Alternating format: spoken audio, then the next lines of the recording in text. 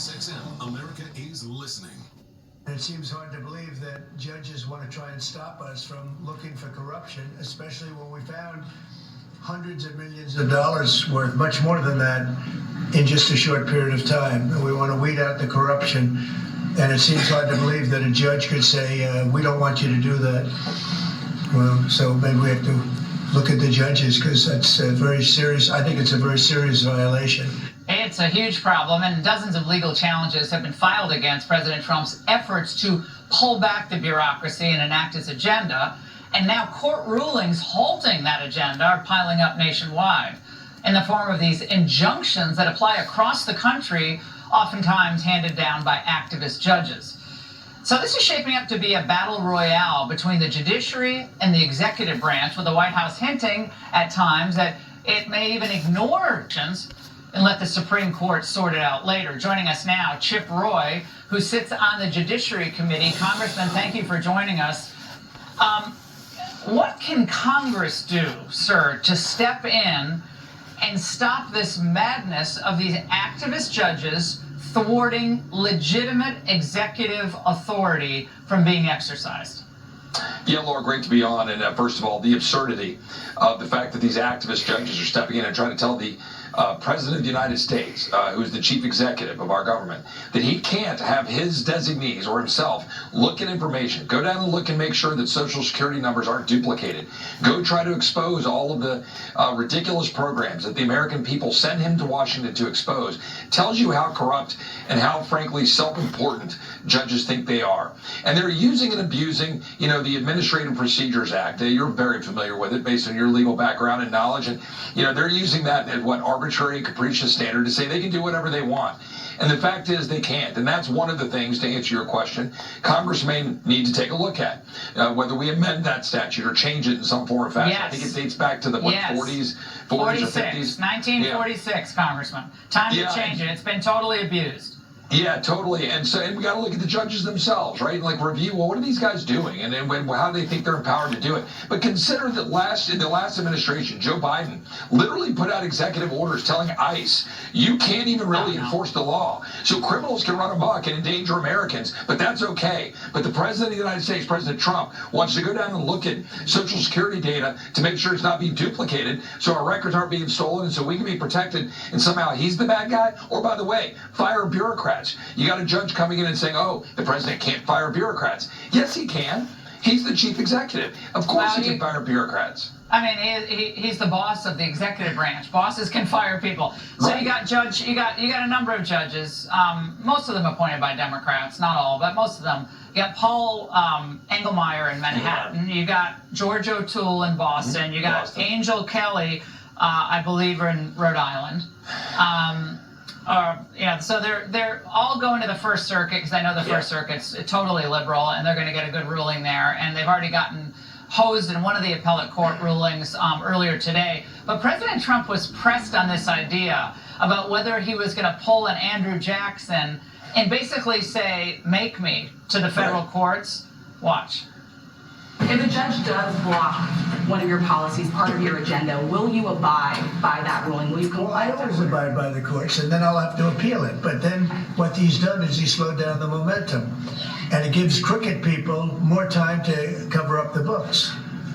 If a person's crooked and they get caught, other people see that, and all of a sudden it becomes harder later on. So, the answer is I always abide by the courts, always abide by them, and will appeal. But appeals take a long time. Judge Kelly's in Boston, and again, Manhattan. We got Seattle with the birthright citizenship is going to be a tougher case for sure. But these just enacting your agenda and looking for waste is now something that requires a nationwide injunction to stop. Congress has got to step in on this nationwide injunction issue. I think that's like right up there with election integrity. Well, let's keep in mind, I'm going to be quick here. The president beat lawfare when it was going after him when he was a candidate. The president's going to beat this, in my opinion. Yes, I think he should take a page out of Andrew Jackson's playbook. At some point, J.D. Vance is right. When J.D. said, hold on, You can't have a judge step in when the president is exercising his constitutional authority. Imagine if a judge said, Mr. President, as commander-in-chief, you can't bomb this particular city or this certain area. You can't do that. You got to give the president the ability to be the chief executive. I hope he'll continue to do that. Congress, by the way, we need to make his executive orders permanent. We need to pass laws to back up his agenda. We need to move quickly to do that, and then we can stand behind the president. But the president's right to say he'll follow the law, but the Constitution matters too, and he can do his job. Runaway judges, Congress and the Supreme Court are going to have to do their job. Congressman, thank you so much.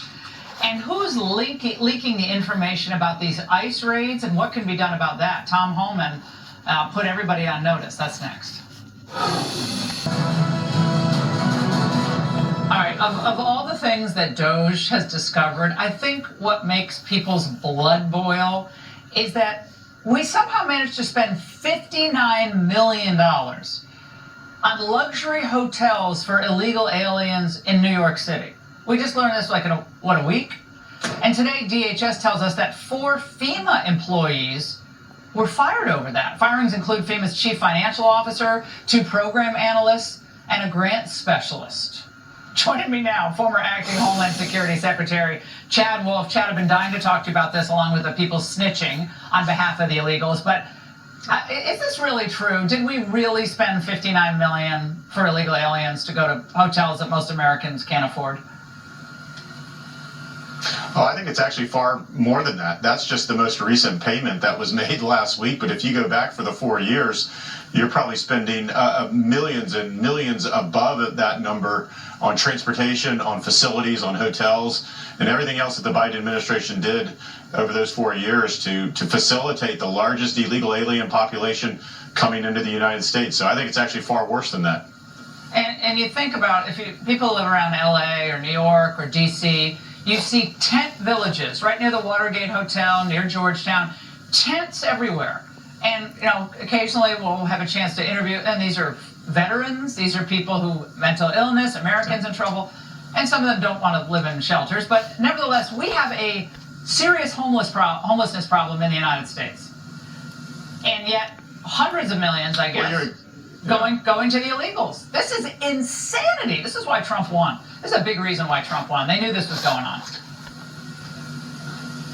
Yeah, absolutely. This is what you described there as an America Last approach to taking care of U.S. citizens and making sure that you care more about illegal aliens than you do about veterans and others here.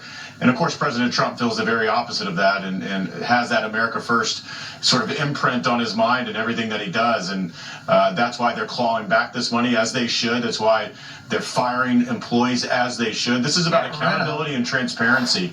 And I think that's what the American people want from this issue to every other issue that donors and others are uncovering.